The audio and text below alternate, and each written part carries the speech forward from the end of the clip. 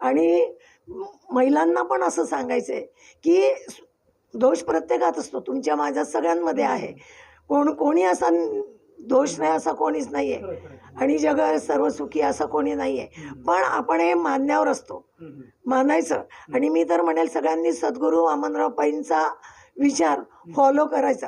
आमच्या सद्गुरूंच्या विचाराने जे वागतात ते जीवनामध्ये एकदम यशस्वी झालेले. त्यांचे मुलं अगदी क्लास 1 क्लास 2च्या पोस्टला पोचलेले आहे. अगदी खूप चांगलं झालेलं आहे. आणि असेच संदेश मी महिलांसाठी देत राहणार, त्यांच्यासाठी कार्य करत राहणार.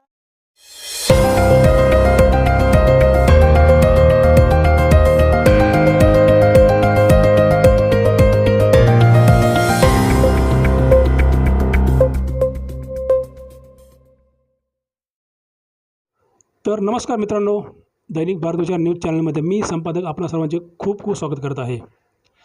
आपला जो मुलाखतीचा दौर चालू आहे, या मुलाखतीमध्ये आपले जे संघर्ष गाथा या सदरामध्ये आपण निरनिराळ्या लोकांना भेटत आहोत, निरनिराळ्या लोकांच्या मुलाखती घेत आहोत, त्यांच्या जीवनाविषयी आपण जाणून घेत आहोत. त्यांच्या जीवनामध्ये त्यांनी कसा स्ट्रगल केला व कसं संकटावर मात करत त्यांनी जीवनाची एक वेगळी दिशा समाजापुढे आदर्श निर्माण करून दिलेला आहे. या धर्तीवर आपण लोकांशी संवाद साधत आहोत. या अनुषंगाने आज आपण आलेलो आहोत शाहूनगर PCMCमध्ये. पिंपरी चिंचवडमध्ये शाहूनगरमध्ये आपल्या या अलका भावसार मॅडम आहेत. त्यांच्या जीवनाविषयी आपल्याला जाणून घ्यायचं आहे, त्यांच्याशी आपल्याला चांगला संवाद साधायचा आहे. चला मित्रांनो. मॅडम नमस्कार, आपलं खूप खूप स्वागत आहे आमच्या चॅनलवर. आपल्या जीवनाविषयी आम्हाला जाणून घ्यायला आवडेल व जगालाही जाणून घ्यायला आवडेल. तर आपल्याला आम्ही पहिला प्रश्न असा घेतो की आपला आम्हाला जीवन परिचय घ्या, आपल्याला थोडक्यात परिचय आम्हाला थोडक्यात सांगा आता. सर, माझं बालपण शहादा येथे गेलं, धुळे जिल्ह्यामध्ये. आणि त्या ठिकाणी माझं जुनी मॅट्रिकपर्यंतचं शिक्षण झालं. आणि आम्ही भावंड म्हणजे 3 बहिणी आणि 2 भाऊ. आता एक भाऊ माझा पिंपरी चिंचवड नगरपालिकेत असिस्टंट कमिशनर आहे, एक वारला, एक मोठी बहीण कल्याणला असते, मधली नगरला असते आणि मी लास्ट. तुमची जी मॅडम सर्व्हिस झालेली आहे, तुमचं थोडं आम्हाला शिक्षण जाणून घ्यायला आवडेल. माझं सर इकडे पुण्यात आल्यानंतर भावांकडे आले. मी BA केलं, B.Ed केलं आणि सर्व्हिसला लागले ट्रायबल डिपार्टमेंटला. आणि सर्व्हिसला लागल्यावर मी MA केलं आणि प्रिन्सिपल होते मी. म्हणजे 1ली ते 12वीपर्यंतची माझी शाळा होती आणि स्पेसिफिक मुलींची होती. कारण डिपार्टमेंटला त्या पिरियडमध्ये म्हणजे त्या काळात फक्त 3च लेडीज होत्या. त्यामुळे आम्हाला तिघींना लेडीज शाळेवर पोस्टिंग केलेली होती. साधारण आपली जी सर्व्हिस झाली मॅडम, त्या शाळांचं नाव सांगू शकाल? हो, गोहे बुद्रुक डिंबा फाट्याजवळ, त्याच्यानंतर वडेश्वर वडगाव मावळजवळ, नंतर कर्जत म्हणजे मुंबईला जाताना लागतो ते, तिथे भालिवडी म्हणून शाळा होती. तिथून मग वरवाडा मुंबई गुजरात हायवेवर होते. तिथून मग परत मी भालिवडीला आले आणि तिथे रिटायरमेंट झाली माझी. मॅडम तुम्ही जे आता तुमच्या सर्व्हिसचा माझा कार्यकाळ सांगितला, आपली सर्व्हिस किती वर्ष झाली आहे? 34 वर्ष झाली सर. 34 वर्ष सर्व्हिस. या सर्व्हिसमधील काय एखादा अनुभव सांगता येईल आम्हाला? म्हणजे एखाद्या विद्यार्थ्याला आपल्याला आपण कसं जडणघडण केली त्याची, किंवा विद्यार्थ्याला आपण काय सहकार्य केलं, थोडं सांगता येईल आम्हाला? हो हो, मी म्हणजे गोव्याला असताना माझ्याकडे बीडकडचा एक विद्यार्थी आला होता, गोसावी समाजाचा, सदाशिव बनकर म्हणून. त्याला मी पहिलीपासून, त्याला शिक्षणाची आवड होती पण त्याला घरी कोणी शिकवत नव्हतं आणि तो घर सोडून आला होता केवळ शिक्षणाच्या तळमळीने. आणि त्याला मी 1ली ते 8वी शिकवलं आणि त्याच्यानंतर मग तो गेला माझ्याकडून. बरं. म्हणजे तुम्ही त्या मुलाचं पालनपोषण केलं? हो हो. बरं. सर्वात झाले म्हणजे त्याचं शिक्षण, त्याचे कपडे लत्ते, जेवण, सगळी व्यवस्था मी बघितली. त्याच्यानंतर मग वडेश्वरला गेले, वडगाव मावळला. तिथे एकदा पांडुरंग ढवळे म्हणून एक विद्यार्थी होता, तो खेळता खेळता पडला. म्हणजे त्यावेळेला मी ऑफिसमध्ये कॅशबुक लिहित बसलेले होते आणि तो पडला. मग मला सर सांगायला आले की मॅडम अमुक तो असं पडला आणि तो काही डोळे उघडत नाही. मग मी पहिले जवळच्या दवाखान्यात नेलं पण तिथे त्यांच्याकडून इलाज होण्यासारखा नव्हता. मग तिथून तळेगावला नेलं. तळेगावला त्यावेळेला डॉक्टर भोगे होते, ते बरेच जण त्यांना ओळखतात. आणि त्याशिवाय लायन्स क्लबचे अध्यक्ष पण होते, त्यांचं मोठं हॉस्पिटल होतं. तिथे नेलं, तिथे त्यांनी तपासलं. मग त्यांना लक्षात आलं की त्याच्या मेंदूमध्ये रक्तस्राव झालेला आहे आणि त्याला तिथे पण ट्रीटमेंट होऊ शकत नव्हती. म्हणून त्यांनी मला हर्डीकरला रेफर केलं. पण म्हटलं मी आता जाणार कसं? त्यांनी मला लायन्स क्लबची गाडी ॲम्ब्युलन्स मागवून दिली. माझ्याजवळ पैसेही नव्हते, काही नाही. पण तरी परमेश्वर कृपेने मला इतकं लोकांनी सहकार्य केलं. त्याला हर्डीकर हॉस्पिटलला नेलं आणि तिथे त्याचं ऑपरेशन झालं. आणि मी जाताना सोबत फक्त 2 शिक्षकांना घेतलं होतं आणि थोडे 5-10 हजार रुपये नेले होते. जास्त पैसे पण जेवढे असतील तेवढे घेतले होते. मग नंतर रात्री त्याच्या वडिलांना बोलवलं. ते घेऊन आले एक शिक्षक. ऑपरेशन झाल्यावर 1:30-2ला त्याचे वडील आले आणि त्यांनी अक्षरशः माझ्या पायावर लोटांगण घातलं. ते म्हटले, मॅडम तुम्ही माझ्या मुलाला म्हणजे आमच्या मुलाला वाचवलं, आजपासून हा मुलगा तुमचा झाला. म्हटलं अहो हे मी तर माझं कर्तव्य केलं, माझा कसा तुमचाच येतो, माझाही आहेच, त्यात वाद नाही. पण म्हणून मी त्याला घेणाऱ्या अशातला भाग नाही, तो तुमच्याचकडे राहील म्हटलं. नाही, आपण पाहतो मॅडम, शिक्षकी पेशा हा तसा पाहायला गेला तर काय काय शिक्षक कडक असतात, काय काय शिक्षक हे मऊ असतात. तसे ते विद्यार्थी त्यांच्यासमोर येतात तसे ते त्यांना ट्रीट करतात. हे शिक्षकाचा स्वभाव आहे. मला असं मॅडम पुढचा गोष्ट आपल्याला घ्यायचा आहे की आपल्या या जीवनामध्ये आता आपण जे 34 वर्ष सर्व्हिस केलीत, या सर्व्हिसमध्ये काय असं वेगळा अनुभव आला का आपल्याला, की म्हणजे इकडून तिकडे जाण्याचा प्रसंग, वेळेचा, एस-टीचा काय प्रवास, ह्याचा काय प्रसंग आठवतो आहे? हो आठवतोय. खिरेश्वरला मी होते माळशेज घाटाकडे. ती शाळा खूप आतमध्ये होती एकदम, म्हणजे फाट्यापासून 3 किलोमीटर आत आणि फाट्यापासून 4 किलोमीटर अलीकडे मड म्हणून गाव होतं. आणि त्या म्हणजे ते 7 किलोमीटर मी चालत यायचे. ज्यावेळेला पुण्याला मिटिंग असायची प्रकल्प अधिकाऱ्यांची, तर पहाटे 4ला निघायचे, तेव्हा मला 7ची गाडी मिळायची आणि 11 वाजता पुण्याला पोचायची, मिटिंग जॉईन करायची. म्हणजे एवढा मला तो त्रास व्हायचा जाण्या येण्याचा. म्हणजे खूपच स्ट्रगल केला आपण. हो, तर आता कसं मी मुळातच सर्व्हिसच इंटेरियल भागात पत्करली होती. माझा इंटरव्ह्यू ज्या वेळेला झाला त्या इतका वेगळा आणि साधा झाला. साहेब म्हटले तिथे काड्यापेटीही मिळत नाही, तुम्ही जाल का अशा ठिकाणी? म्हटलं कसंही असलं तरी मी जाईल आणि मी करेल, कारण मला नोकरी करणं गरजेचं होतं. मला माझ्या स्वतःच्या पायावर उभं राहायचं होतं, स्वतःचं पोट स्वतः भरायचं होतं. त्यामुळे कशाही परिस्थितीशी झुंज करायची माझी तयारी होती. आपला मॅडम छंद काय आहे, आम्हाला सांगू शकाल? हो, मला पर्यटनाचा खूप छंद आहे. म्हणजे मी परदेशवारी पण केलेली आहे. हां, म्हणजे Europe, London, Paris, Switzerland, Netherland, Amsterdam, Rome, Italy, America, Singapore, Malaysia, Bangkok, Pattaya सगळं फिरले, म्हणजे भरपूर फिरले. मला खूप हौस आहे. आणि दुसरी म्हणजे मला डान्सची खूप आवड आहे. आता ॲक्च्युअल माझं 71 पूर्ण होईल या 30 तारखेला, 72 लागेल. पण मी डान्स करते आणि महिलांना, लोकांना इतका आवडतो की मला खूप ट्रॉफी आणि बक्षीस सर्टिफिकेट वगैरे मिळालेले आहे. आम्ही पाहतो ना, ते काय तुमच्या घरात ट्रॉफी दिसतात आम्हाला. हो, भरपूर मिळाले. आणि महिला पण माझं खूप कौतुक करतात की तुम्ही म्हणजे आमच्यासाठी प्रेरणास्थान आहे, की या वयात 71-72व्या वर्षी तुम्ही इतका छान डान्स करतात. आम्हाला कौतुक वाटतं. आम्ही 60व्या वर्षातच गळून गेलो की आमच्याकडनं काही होत नाही. म्हटलं होत असतं, फक्त मन खंबीर ठेवायचं आणि मन तरुण ठेवायचं की सगळं काही करता येतो. तुम्हालाही होईल का होणार नाही असं तुम्ही समजूच नका. तुम्ही सुद्धा करू शकाल जर तुम्ही मनाने निर्णय पक्का केला तर होऊ शकतो. नाही, तुम्ही मॅडम सद्गुरू वामनराव पै यांच्या शिष्या दिसता. आम्ही पाहिलं आता तुमच्या मुलाखत घेताना. तुम्ही आत्ताच म्हटलं की तुमचं मन माणसाचं खंबीर पाहिजे, मन स्ट्रॉंग पाहिजे.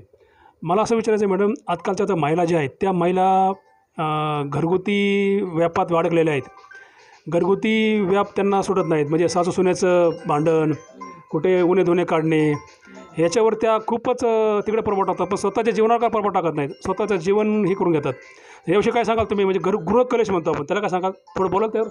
हो, माझे सद्गुरू वामनराव पै त्यांची मेन शिकवण अशी आहे की तूच आहेस तुझ्या जीवनाचं शिल्पकार.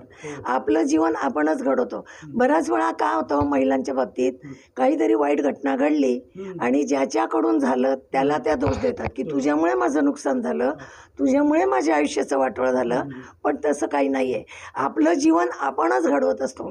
आपण जर पॉझिटिव्ह विचाराने कायम वागलो तर आपल्या जीवनात वाईट कधीच होत नाही. या गोष्टीवर माझा पूर्ण विश्वास आहे. आमचे सद्गुरू नेहमी म्हणतात, त्यांची प्रार्थनाच आहे की हे ईश्वरा सर्वांना चांगली बुद्धी दे, आरोग्य दे, सर्वांना सुखात आनंदात ऐश्वर्यात ठेव, सर्वांचं भलं कर, कल्याण कर, रक्षण कर आणि तुझे गोड नाम मुखात अखंड राहू दे.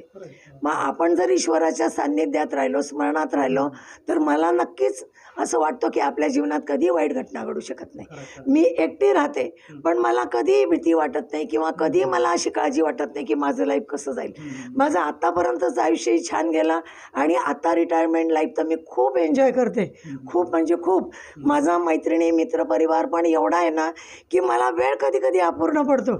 आजसुद्धा तुम्हाला म्हणजे टाईम द्यावा लागतो की मला भेटायला किंवा कोणाला घरी बोलवायचं असेल तर मला फोन करून या म्हणावं लागतो, कारण बऱ्याच वेळा मी जवळजवळ घरी नसतेच. म्हणजे प्रोग्राम खूप अटेंड करते आणि बऱ्याच संस्थांचे म्हणजे लोकमत, आपला आवाज आपली सखी, उमंग, वंडर, बऱ्याच याची कस्तुरी, बऱ्याच याची मी मेंबर आहे. आणि महिलांचं व्यासपीठ येते आणि महिलांच्या व्यासपीठाला मला जायला खूप आवडतं.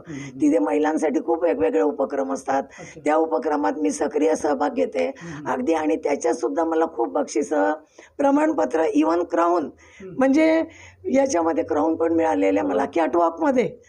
म्हणजे वास्तविक आता एखाद्याला हसू येईल की या वयात कसला कॅटवॉक करताय, पण मी केलेलं आहे.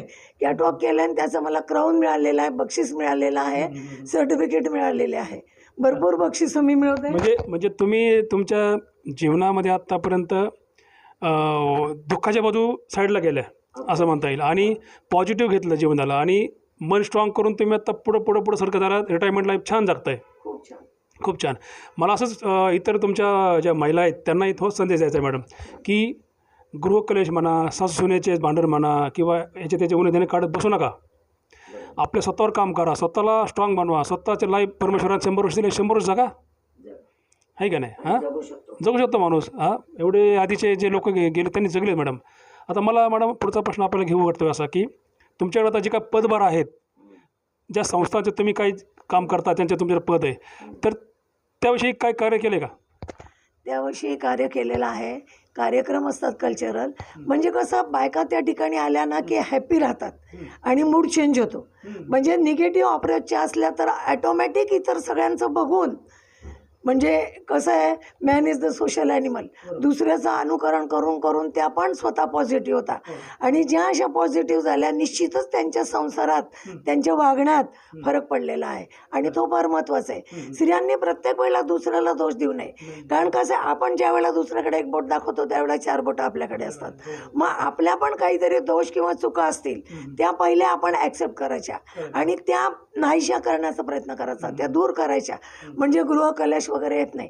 आणि सासू जरी असली तरी तिच्याशी प्रेमाने वागायचं. का तर ती आहे म्हणून आपल्याला नवरा मिळतो आणि सासूच जर नसेल तर मग आपल्याला नवरा कुठून मिळणार आहे.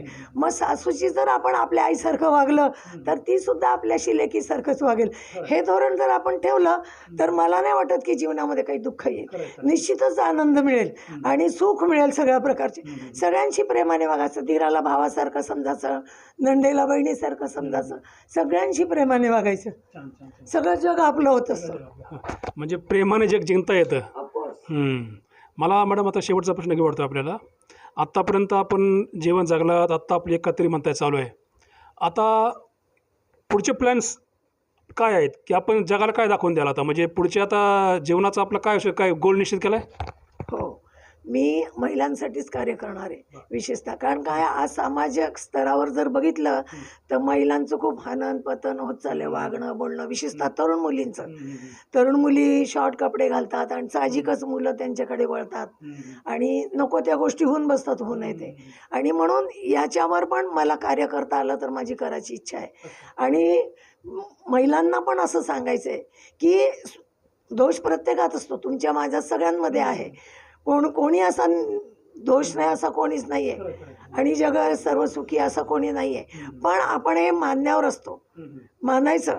आणि मी तर म्हणेल सगळ्यांनी सद्गुरू वामनराव पैंचा विचार फॉलो करायचा. आमच्या सद्गुरूंच्या विचाराने जे वागतात ते जीवनामध्ये एकदम यशस्वी झालेले, त्यांचे मुलं अगदी क्लास 1 क्लास 2च्या पोस्टला पोचलेले आहे, अगदी खूप चांगलं झालेलं आहे. आणि असेच संदेश मी महिलांसाठी देत राहणार, त्यांच्यासाठी कार्य करत राहणार. माझं थोडं आर्थिक बाजू जर अजून होण्याच्या मार्गावर आहे, चांगली झाली तर मी गरीब विद्यार्थिनींना शिक्षणासाठी सुद्धा मदत करणार आहे आणि त्यांना जी काही इतर अडचणी असेल, व्यवसाय उभारायचा असेल, काय असेल त्यासाठी सुद्धा मला मदत करायची माझी तयारी आहे. कारण मी एकटीच आहे. मला काही मला अशाच की जे खूप हुशार आहे, इच्छुक आहे, त्यांना मदतीची फक्त गरज आहे, त्यांच्यासाठी मी नक्कीच मदत करणार आहे आणि परमेश्वराने तेवढी शक्ती मला द्यावी असं मी परमेश्वराकडे विनंती करेन. खूप खूप छान मॅडम. खूप मला मॅडमला खूप चांगला सतीशधी वाटतो आहे. त्यांनी या शेवटच्या प्रश्नावर चांगलं असं विश्लेषण केलेलं आहे. त्यांनी दाखवून दिलेलं आहे की मी समाजामध्ये जगत असताना माझं बघून नाही जमत, समाजाचा आपण काही देणं लागतो, तर आपल्या कमाईमधला थोडासा हिस्सा समाजाचा असतो, हे प्रत्येकाला कळलं पाहिजे. त्या अनुषंगानेच प्रत्येकाने जीवन जगलं पाहिजे. मला मॅडमला त्यांच्या पुढच्या आयुष्यासाठी खूप खूप शुभेच्छा मी देऊ इच्छितो. मॅडमने आत्तापर्यंत जे जीवन जगलं आहे, स्ट्रगल करत विद्यार्थ्यांना घडवत जीवन जगलेलं आहेत. विद्यार्थी त्यांच्या हातून चांगले घडलेले आहेत. त्यांनी जीवनावर चांगला म्हणजे उत्तम असं मात केलेलं आहे. त्यांनी दुःखाला कंट्रोल बसलेलं नाहीत. त्यांनी स्वतःचं मन घट्ट करत, मन स्ट्रॉंग करत त्यांनी जीवन जगत आलेले आहेत. आता इथून पुढचं आयुष्य त्यांनी आपल्याला सांगितलं आहे त्यांचा गोल काय आहे. तो समाजात त्या गोरगरीब विद्यार्थिनींना मदत करणार आहेत, महिलांसाठी काम करणार आहेत वगैरे, महिलांना चांगला संदेश देणार आहेत. मी याच धर्तीवर त्यांना पुढील लाईफसाठी शुभेच्छा देतो व इथे थांबू इच्छितो. मॅडमची मी इथं रजा घ्यायची विनंती मॅडमला मागतो व मॅडमचा दुसरा इंटरव्ह्यू, दुसरी मुलाखत आपण लवकरच घेऊया. मॅडमला एक वेगळ्या विषयावर आपण नंतर मुलाखतीला या ठिकाणी बोलूया. Cameraman Nilesh Sampat Datta Hazare, Pune. Thank you sir.